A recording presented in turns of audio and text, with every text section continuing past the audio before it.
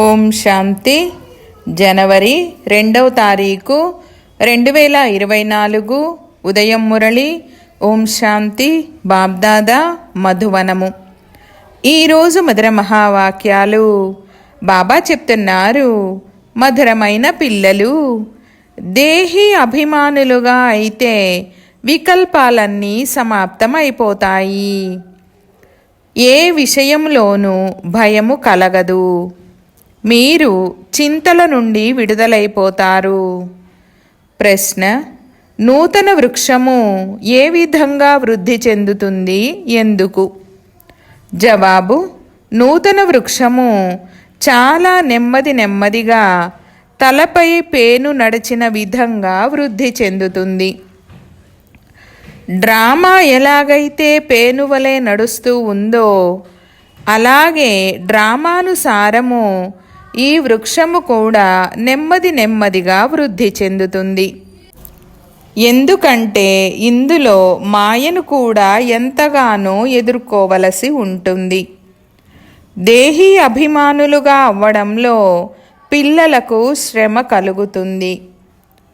దేహీ అభిమానులుగా అయితే చాలా సంతోషముంటుంది. సర్వీసులో కూడా వృద్ధి జరుగుతుంది. తండ్రి మరియు వారసత్వముల స్మృతి ఉంటే నావ ఆవలి తీరానికి చేరుతుంది. ఓం శాంతి. ఆత్మిక తండ్రి కూర్చొని ఆత్మిక పిల్లలకు అర్థం చేయిస్తున్నారు. ఆత్మిక తండ్రి కూడా అకాలమూర్తియే. ఆత్మిక తండ్రి అని పరమపిత పరమాత్మను అంటారు. పిల్లలైన మీరు కూడా అకాలమూర్తులే. సిక్కు ధర్మము వారికి కూడా మీరు బాగా అర్థం చేయించవచ్చు. వాస్తవానికి ఏ ధర్మము వారికైనా అర్థం చేయించవచ్చు. ఈ వృక్షము నెమ్మదిగా వృద్ధి చెందుతుందని కూడా తండ్రి తెలియజేశారు.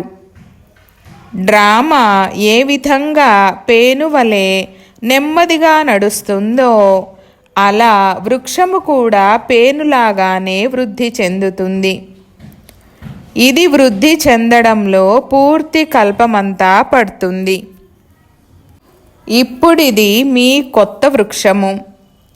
పిల్లలైన మీకు కూడా కల్పమంతా ఆయువు ఉంటుంది. 5000 సంవత్సరాల నుండి మీరు చక్రములో తిరుగుతున్నారు. పేనువలే ఈ చక్రము తిరుగుతూ ఉంటుంది. మొట్టమొదట ఆత్మను అర్థం చేసుకోవాలి. ఇదే కష్టమైన విషయము. డ్రామానుసారము వృక్షము నెమ్మదిగా వృద్ధి చెందుతుంది. ఎందుకంటే మాయను చాలా ఎదుర్కోవలసి ఉంటుంది. ఈ సమయంలో దాని రాజ్యముంది. తర్వాత రావణుడే ఉండడు. పిల్లలైన మీరు మొదట దేహీ అభిమానులుగా అవ్వాలి. దేహీ అభిమాని పిల్లలు చాలా బాగా సేవ చేస్తారు. అంతేకాకుండా చాలా సంతోషంగా కూడా ఉంటారు. బుద్ధిలో వ్యర్థమైన వికల్పాలు రావు. అనగా మీరు మాయపై విజయాన్ని పొందుతారు. తర్వాత ఇక మిమ్మల్ని ఎవ్వరూ కదిలించలేరు. అంగదుని దృష్టాంతము కూడా ఉంది కదా. అందువల్లనే మీకు మహావీరులనే పేరును ఉంచారు. ఇప్పుడింకా ఒక్కరు కూడా మహావీరులుగా లేరు. మహావీరులుగా అంతిమములో అవుతారు. అయితే అది కూడా నెంబరువారుగానే. బాగా సేవ చేయు వారిని మహావీరుల వరసలో ఉంచుతారు. ఇప్పుడు కేవలం వీరులుగానే ఉన్నారు. అంతిమ సమయంలో మహావీరులుగా అవుతారు. ఏమాత్రము సంశయము రాకూడదు. కొంతమంది చాలా అహంకారంలోకి వచ్చేస్తారు. ఎవ్వరిని లెక్క పెట్టరు. ఇందులో చాలా వినయపూర్వకంగా నమ్రతతో ఇతరులకు అర్థం చేయించవలసి ఉంటుంది. అమృత్సర్లో మీరు సిక్కులకు సేవ చేయవచ్చు. అందరికీ ఒకే సందేశాన్ని ఇవ్వాలి. తండ్రిని స్మృతి చేయడం ద్వారా మీ ఆత్మలోని తుప్పు తొలగిపోతుంది. సాహెబ్ను జపించండని వారు చెప్తారు. సాహెబ్ మహిమ కూడా ఉన్నది. ఏక్ ఓంకార్, సత్నామ్, అకాల మూరత్. ఇప్పుడు అకాలమూర్తి ఎవరు? సద్గురువు అకాలని అంటారు. అకాలమూర్తి ఆత్మయే కదా. ఆత్మనెప్పుడూ మృత్యువు కబళించలేదు. ఆత్మకు పాత్ర లభించి ఉంది. ఆ పాత్రను తప్పకుండా అభినయించవలసిందే. దానిని మృత్యువు ఎలా కబళిస్తుంది?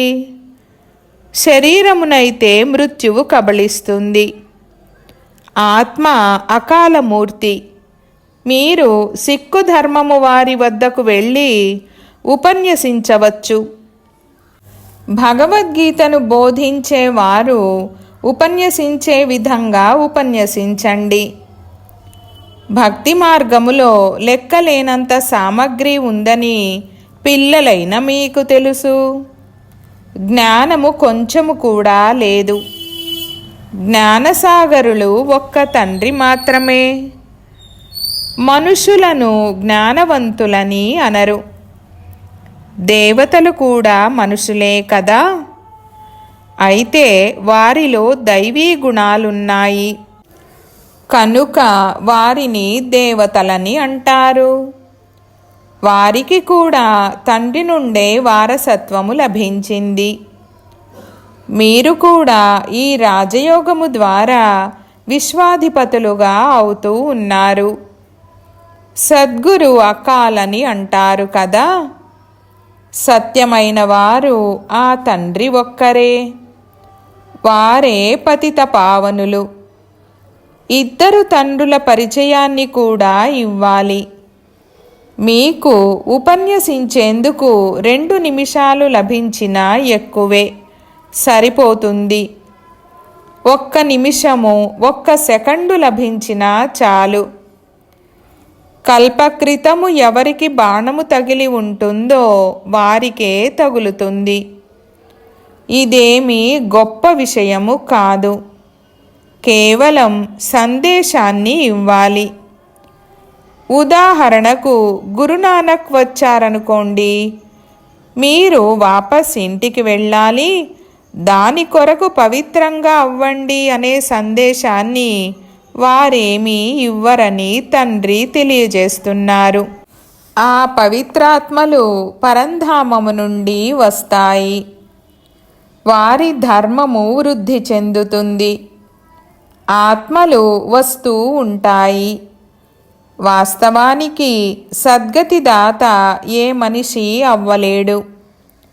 సద్గతి దాత ఒక్క తండ్రి మాత్రమే. మనుషులైతే మనుషులే. తర్వాత వీరు ఫలానా ధర్మము వారని తెలియజేయబడుతుంది.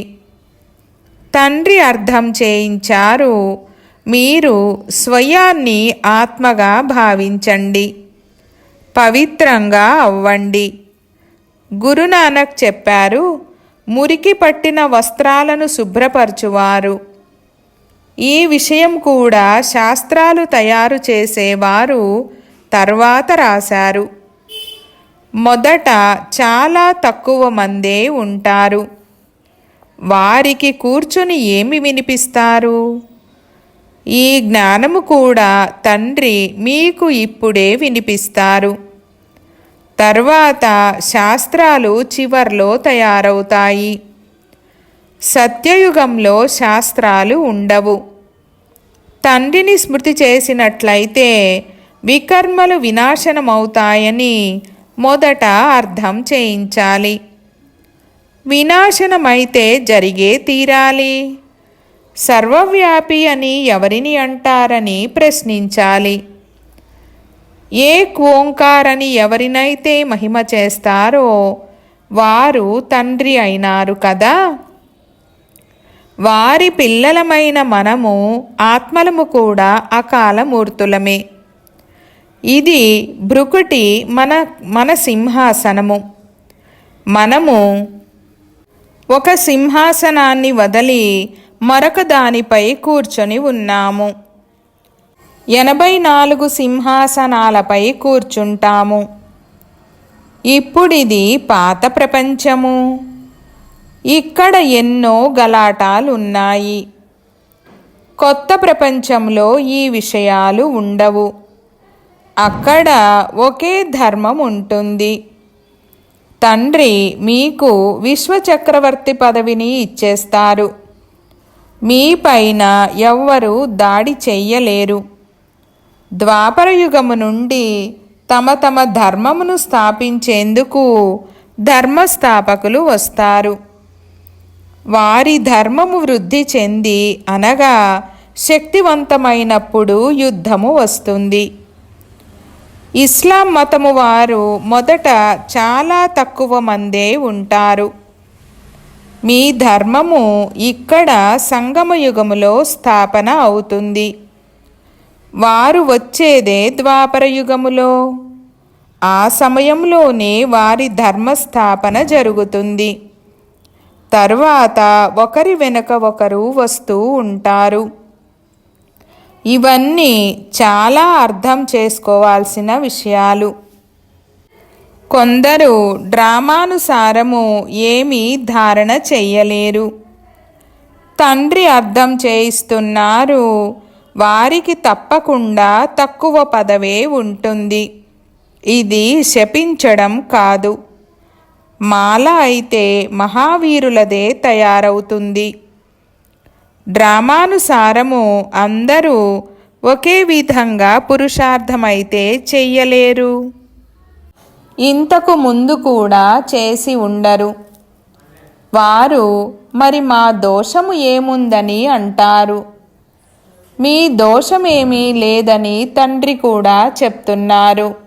అదృష్టంలో లేకుంటే తండ్రి మాత్రము ఏమి చేయగలరు? ఎవరెవరు ఏ పదవికి అర్హులో అర్థం చేసుకోవచ్చు. సాహెబ్ను జపించినట్లయితే సుఖశాంతులు లభిస్తాయని సిక్కు ధర్మము వారికి కూడా అర్థం చేయించాలి. వారి ధర్మము స్థాపన జరిగినప్పుడే వారికి సుఖము లభిస్తుంది. ఇప్పుడైతే అందరూ కిందకు వచ్చేశారు. వారికి ఇలా తెలియజేయాలి. సద్గురువు అకాలని మీరు అంటారు కదా, మరి గురువని ఎవరినంటారు? సద్గతినిచ్చే గురువు ఒక్కరే. భక్తిని నేర్పించేవారు చాలామంది గురువులున్నారు. కానీ జ్ఞానము నేర్పించేవారు ఒక్క తండ్రియే. మీరు ధరించే ఈ కడియాలు కూడా పవిత్రతకు గుర్తేనని మాతలైన మీరు వారికి అర్థం చేయించండి. అలా మీరు చెప్పినట్లయితే వారు అంగీకరిస్తారు. ఎందుకంటే మాతలైన మీరే స్వర్గద్వారాలను తెరిచేవారు. మాతలైన మీకే ఇప్పుడు జ్ఞాన కలశము లభించింది. దీని ద్వారా సర్వుల సద్గతి అవుతుంది. పిల్లలైన మీరిప్పుడు స్వయాన్ని మహావీరులని పిలుచుకుంటారు. మేము గృహస్థ వ్యవహారములో ఉండి స్వర్గస్థాపన చేస్తున్నామని మీరు చెప్పగలరు. రాత్రికి పగలుకున్నంత వ్యత్యాసముంది. ఈ జటాజూటాలు సిక్కులు మునులు పెంచుకుని ముడివేసుకున్న తల వెంట్రుకలు కూడా పవిత్రతకు గుర్తే. అకాలమూర్తి పతిత పావన తండ్రి మహిమను పూర్తిగా గానము చేయాలి. సాధు సన్యాసులు పరమాత్మాయ నమః అని అంటారు. మళ్ళీ మరొక వైపు సర్వవ్యాపి అని అంటారు. ఇది తప్పు. తండ్రిని మీరు బాగా మహిమ చేయండి. తండ్రి మహిమను చేసినట్లయితే మీరు తరించిపోతారు. రామ రామ అని స్మరిస్తూ నదిని దాటిపోయిన స్త్రీ కథ ఉంది కదా. తండ్రి కూడా చెప్తున్నారు, తండ్రిని స్మృతి చేసినట్లయితే విషయ సాగరాన్ని దాటుకుంటారు. మీరందరూ ముక్తికి వెళ్ళే తీరాలి. మీరు అమృత్సర్లో వెళ్ళి ఉపన్యసించండి. సద్గురువు అకాలమూర్తి అని మీరు పిలుస్తారు కదా. మరి ఇప్పుడు వారే దేహ సహితంగా దేహ సర్వ సంబంధాలను వదిలి స్వయాన్ని ఆత్మగా భావించండి చెప్తున్నారు. తండ్రిని స్మృతి చేసినట్లయితే పాపాలు భస్మమైపోతాయి. అంతిమతి సోగతి అయిపోతుంది. శివబాబా అకాలమూర్తి, నిరాకారులు.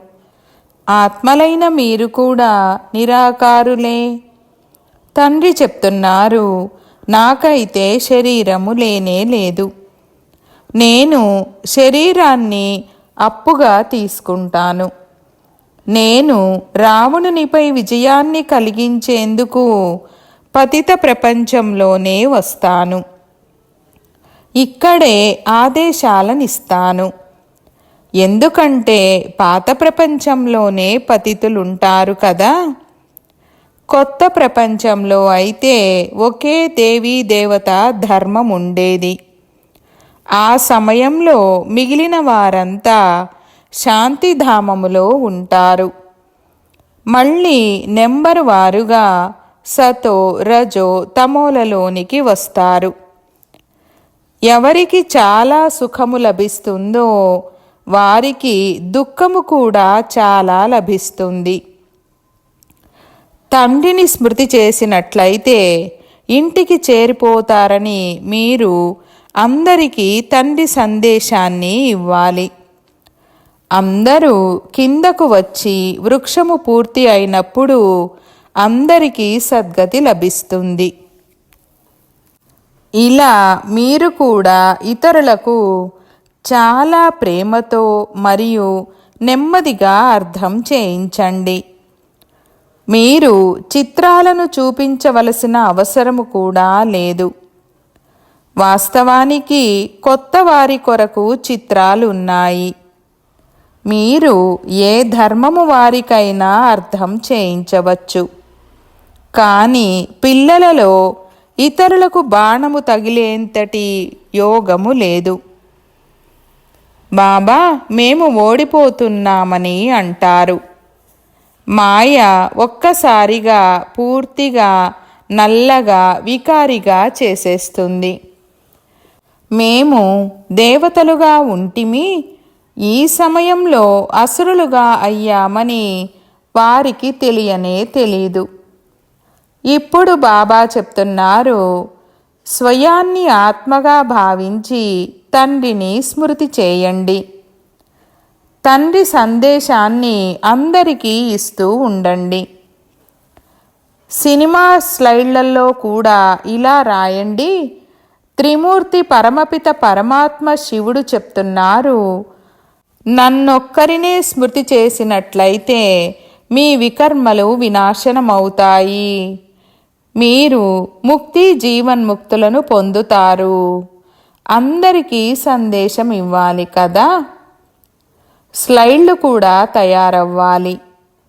ఇందులో మన్మనాభవ అనే ఒక వశీకరణ మంత్రాన్ని అందరికీ ఇవ్వండి. ఈ చదువులో సమయము పట్టదు. మున్ముందు అందరూ అర్థం చేసుకుంటారు. చింత చేయవలసిన విషయమేదీ లేదు. చింతారహితంగా అయ్యే తీరాలి. మనుషులు మృత్యువంటే ఎంతగా భయపడతారో చూడండి. ఇక్కడ భయపడవలసిన మాటే లేదు. ఇప్పుడే మృత్యువు రాకూడదని మీరంటారు. మేమిప్పుడింకా పరీక్ష పూర్తి చేశామా? ఇప్పుడు యాత్ర ఇంకా పూర్తి చెయ్యలేదే. మరిప్పుడే శరీరాన్ని ఎలా వదలాలి? ఈ విధంగా తండ్రితో అత్యంత మధురంగా మాట్లాడాలి.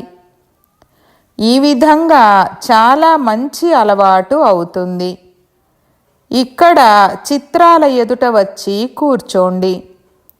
మాకు బాబా నుండి విశ్వరాజ్యము లభిస్తుందని మీకు తెలుసు కనుక అటువంటి తండ్రిని చాలా స్మృతి చెయ్యాలి కదా. స్మృతి చేయకపోతే శిక్షలను అనుభవించవలసి వస్తుంది. బ్రహ్మ బాబాకు నేను ఈ విధంగా తయారవుతానని స్థిరమైపోయింది. అందువల్ల నేను ఇలా అవుతాననే ఖుషి చాలా ఉంటుంది. కృష్ణుని చిత్రాన్ని చూడగానే నశ ఎక్కిపోతుంది. మీరు కూడా ఇలా తయారవ్వాలి. బాబా, మేము మిమ్మల్ని స్మృతి చేసి ఈ విధంగా తప్పకుండా తయారవుతామని మాట్లాడాలి. ఇతర పనులేమీ లేకపోతే ఈ చిత్రాల ఎదుట వచ్చి కూర్చోండి. తండ్రి ద్వారా మాకు ఈ ఆస్తి లభిస్తుందని దృఢంగా చేసుకోండి. ఈ యుక్తి తక్కువదేమీ కాదు. కానీ అదృష్టంలో లేకుంటే స్మృతి చెయ్యరు. ఇక్కడకు వచ్చినప్పుడు ఈ అభ్యాసాన్ని ఎక్కువగా చేయండని బాబా చెప్తున్నారు. దీనివల్ల ఏదైనా గ్రహచారం ఉంటే అది తొలగిపోతుంది. మెట్ల చిత్రము గురించి ఇలా విచారసాగర మథనము చేయండి. కానీ అదృష్టంలో లేకుంటే శ్రీమతాన్ని అనుసరించలేరు. బాబా మార్గమును తెలియజేస్తారు. మాయ దాని నుండి మళ్ళిస్తుంది. బాబా చాలా యుక్తులను తెలిపిస్తారు. తండ్రి మరియు ఆస్తిని స్మృతి చేస్తూ ఉండండి. అతీంద్రియ సుఖాన్ని గురించి గోపగోపికలను అడగండని అంటారు. ఎవరికైతే మేము తండ్రి నుండి తప్పకుండా వారసత్వాన్ని పొందుతామనే నిశ్చయం ఉంటుందో అటువంటి వారే గోపగోపికలు. బాబా స్వర్గస్థాపన చేసి దానికి మనల్ని అధిపతులుగా తయారు చేస్తారు. చిత్రాలు కూడా ఈ విధంగా తయారై ఉన్నాయి. మీరు కూడా రుజువు చేసి బ్రహ్మ విష్ణువులకు ఏమి సంబంధం ఉందో తెలియజేస్తారు. ఇంకెవ్వరికీ తెలీదు. బ్రహ్మ చిత్రమును చూచి వారు తికమక పడతారు. స్థాపన చేయడంలో తప్పకుండా సమయము పడుతుంది. కర్మాతీత అవస్థలో కూడా సమయము పడుతుంది. ఘడియ ఘడియ మర్చిపోతారు. కానీ ఇలా అలవాటు చేసుకోవాలి. నవవిధాల భక్తి చేయువారు కూడా మాకు సాక్షాత్కారము కలగాలని చిత్రాల ఎదుట కూర్చుండిపోతారు. మీరైతే ఇలా తయారవుతారు కనుక మీరు స్మృతి చేయాలి. బ్యాడ్జ్ కూడా మీ వద్ద ఉంది. బాబా తమ భక్తి మార్గ ఉదాహరణను ఇలా తెలుపుతున్నారు. నారాయణుని విగ్రహము నాకు చాలా ప్రియంగా ఉండేది. అదంతా భక్తి మార్గము. ఇప్పుడు తండ్రి చెప్తున్నారు, నన్నొక్కరినే స్మృతి చేయండి, ఇంకేమీ చేయకండి. బాబా చెప్తున్నారు, నేనైతే వినమ్రుడైన సేవాధారిని. నాకు మీరెందుకు నమస్కరిస్తారు? అచ్చా, मीठे मीठे सिकीलधे बच्चों प्रति मात पिता बाप दादा का याद प्यार और गुड मॉर्निंग। रूहानी बाप की रूहानी बच्चों को नमस्ते। हम रूहानी बच्चों की रूहानी बाप दादा को याद प्यार गुड मॉर्निंग और नमस्ते नमस्ते बाबा नमस्ते। ధారణ కొరకు ముఖ్య సారము 1వ పాయింట్, నిరహంకారత నమ్రత గుణాన్ని ధారణ చేయాలి. కొద్దిగా కూడా అహంకారంలోకి రాకూడదు. మాయ కదిలించలేని విధంగా మహావీరులుగా అవ్వాలి. 2వ పాయింట్, అందరికీ మన్మనాభవ అనే వశీకరణ మంత్రమును వినిపించాలి. చాలా ప్రేమతో ధైర్యంగా అందరికీ జ్ఞాన విషయాలను వినిపించాలి. సర్వధర్మాల వారికి తండ్రి సందేశాన్ని ఇవ్వాలి. వరదానము: కర్మ మరియు సంబంధము రెండిటిలో స్వార్థభావము నుండి ముక్తముగా ఉండే బాప్ సమాన్ కర్మాతీత భవ. వివరణ: అందరినీ ముక్తులుగా చేయడమే పిల్లలైన మీ సేవ.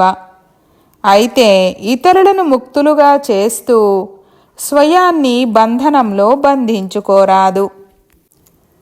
ఎప్పుడైతే హద్దు యొక్క నాది నాది నుండి ముక్తులవుతారో అప్పుడు అవ్యక్త స్థితిని అనుభవం చేయగలరు. కనుక పిల్లలు లౌకికము మరియు అలౌకికములో, కర్మ మరియు సంబంధాలు రెండింటిలో స్వార్థభావము నుండి ముక్తులుగా ఉంటారో వారే కర్మాతీత స్థితిని అనుభవం చేయగలరు. కనుక నేను ఎంతవరకు కర్మల బంధనము నుండి ముక్తమయ్యాను? వ్యర్థ స్వభావ సంస్కారాలకు వశమగుట నుండి ముక్తమయ్యానా? ఎప్పుడు ఏదైనా పాత సంస్కార స్వభావాలు నన్ను వశీభూతము చేయడం లేదు కదా అని చెక్ చేసుకోండి. స్లోగన్: సమానంగా మరియు సంపూర్ణంగా అవ్వాలంటే స్నేహసాగరంలో ఇమిడిపోండి. అవ్యక్త ఇషారా: అవ్యక్త సైలెన్స్ ద్వారా డబల్ లైట్ ఫరిష్తా స్థితిని అనుభవము చేయండి.